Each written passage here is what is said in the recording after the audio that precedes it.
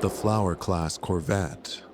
A more fitting name for these World War II ships was the cheap and nasties, as Winston Churchill called them.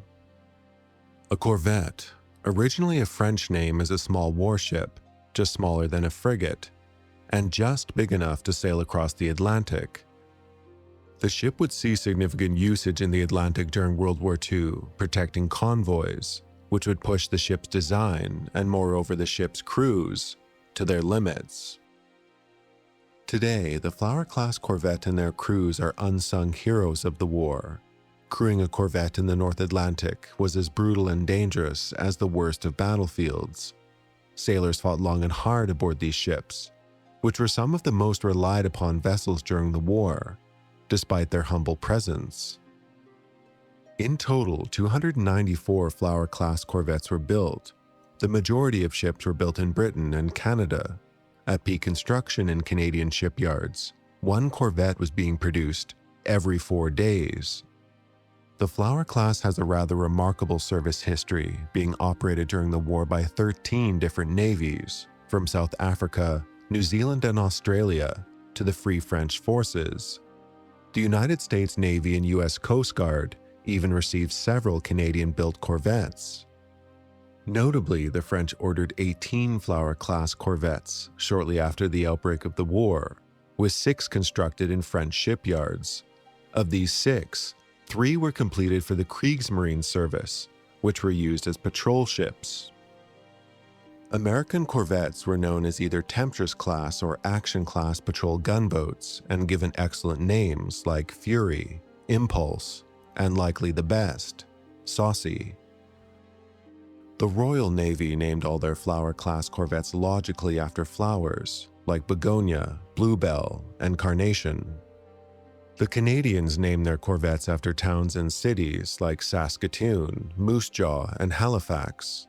Highlighting the importance of the ship to the Canadians was the movie K-225, filmed in Halifax, Nova Scotia in 1943. Hey, do they put a gun on these things? Holy smoke. 40,000 men building Corvettes in Canada, one completed every 4 days. And you ask me, do they put a gun in it, and what is a Corvette?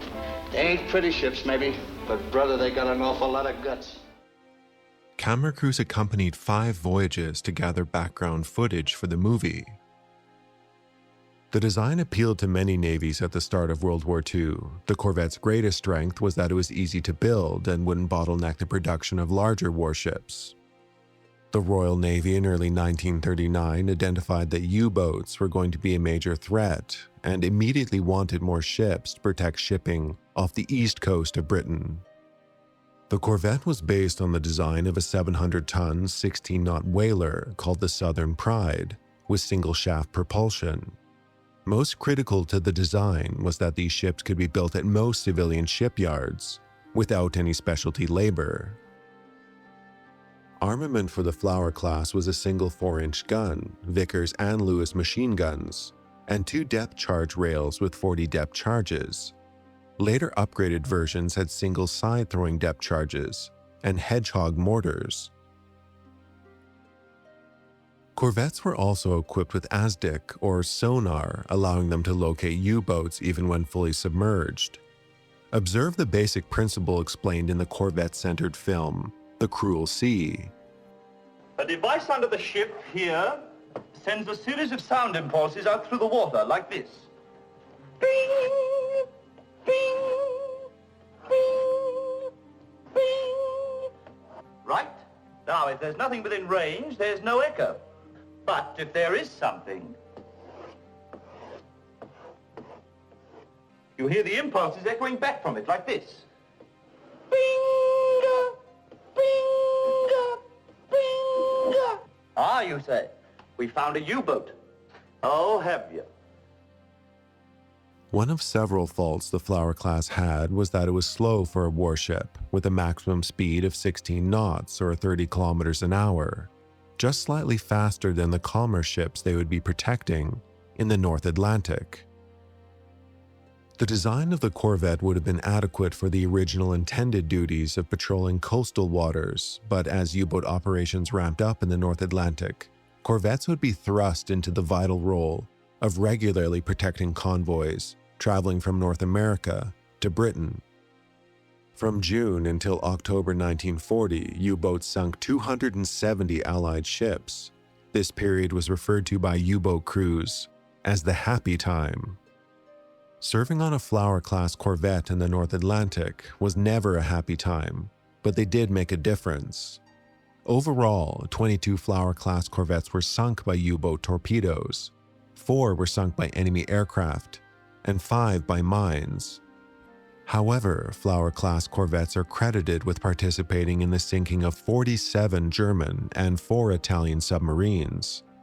But success of the Flower-Class Corvette shouldn't be measured in just U-boats sunk, but tonnage protected. And this tonnage should be considered as food, ammunition, and fuel, keeping Britain alive and in the fight. These corvettes represented half of all Allied convoy escort vessels in the North Atlantic during World War II. When corvettes engaged wolf packs, they often did so outnumbered. They would repulse a U-boat and then maneuver to do the same on yet another attacking the convoy. They were kept busy for hours. As much as U-boats made life hell for merchant ships and crews, corvettes returned the favor, keeping U-boats occupied and at bay until a convoy could slip away. The crews of the Flower-Class Corvettes worked under punishing conditions in the cold North Atlantic. The Corvette was not designed for such rough waters. Waves made constantly wet the entire ship, from living spaces to the toilet. The toilet was drained by a straight pipe to the ocean, which the icy Atlantic would travel up in rough water. The Atlantic spared no backside on the Flower-Class Corvette. By 1941, corvettes were carrying twice the crewmen they were designed for, up to 85 sailors. Men slept roughshod throughout the ship. With little storage for food, crews could expect corned beef and powdered potato for all meals. Likely the bravest of Corvette crews were the Canadians, who early in the war often set sail before their ships were fully equipped with guns.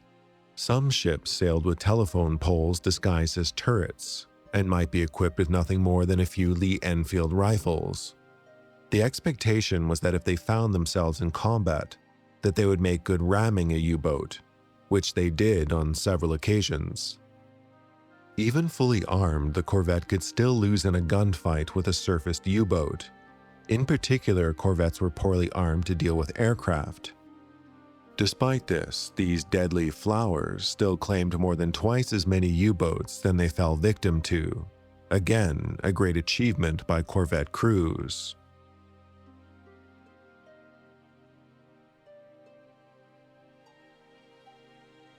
Alright, I'm Johnny, thanks for watching. Hopefully we now all know the danger of overwatering our flowers. If you enjoyed the video and want to be my best bud, do hit the like button. But most importantly, do take care and have a nice rest of your daisy.